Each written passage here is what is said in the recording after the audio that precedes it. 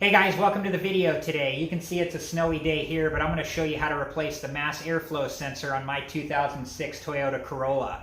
You may have heard it referred to as an MAF or MAS sensor, and this is going to be really similar on all the years around this, and also similar on like Camrys, Matrix, RAV4, Yaris, etc.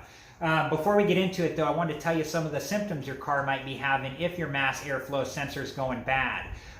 It may be hard to start. It may take a long time to start it up. It may have fluctuations in idle speed.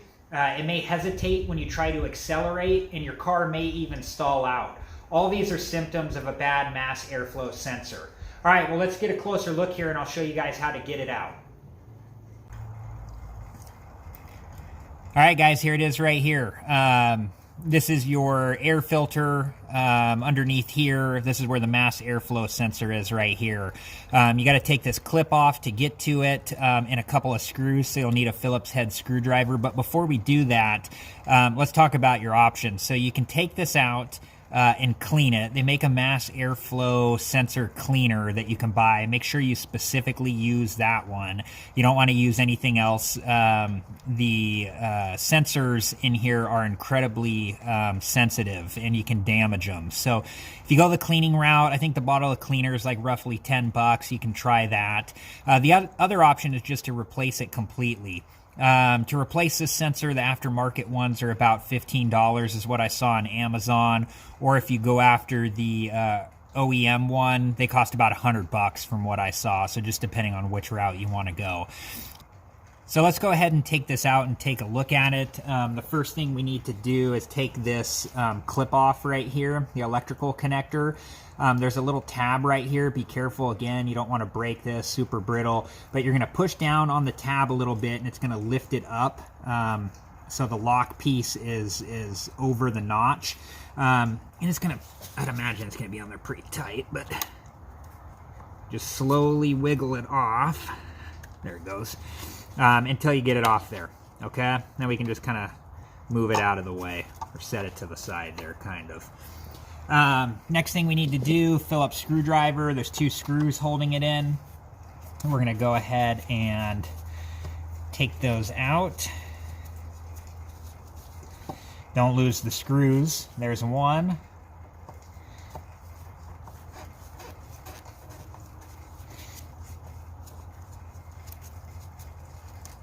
There's the second one. Okay, now that we have the electrical connector disconnected and the screws out, this should just pull straight out. There it is. Okay, let's take a closer look. I'll be right back with a better view of this. All right, guys, so here it is. If you choose to go the cleaning route, just put this like on a towel or a rag, and you're just going to spray that piece. I'm not going to touch it here, but I'll point to it. The piece right inside there. You don't want to touch it. You don't want to scrub it with anything. You just want to spray the mass airflow cleaner, sensor cleaner directly on that. And if you do decide to go the cleaning route, make sure to follow the directions on the mass airflow sensor cleaner, and also make sure it's completely dry before you reinstall it. If you try and reinstall it wet, you could damage it and end up having to buy yourself a new one anyways. The other option is just to buy yourself a new one.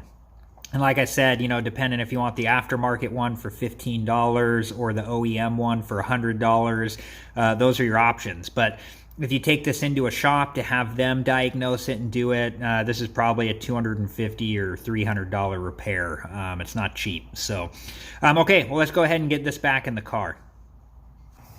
All right, guys, so when you have your new one, I'm just putting my old one back in, but when you have your new one, just gently put it in here. It can only fit in one way. There's a little notch there where that notch fits in.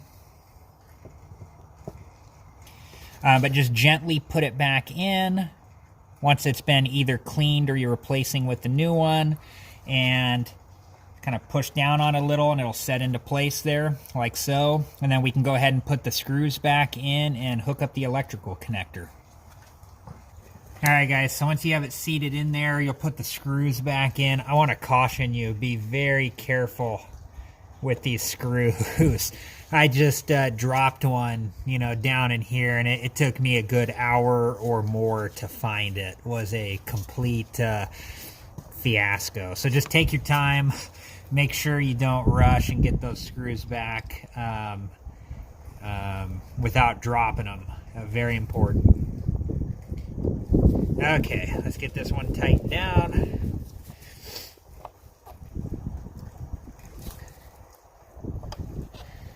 Okay, and okay.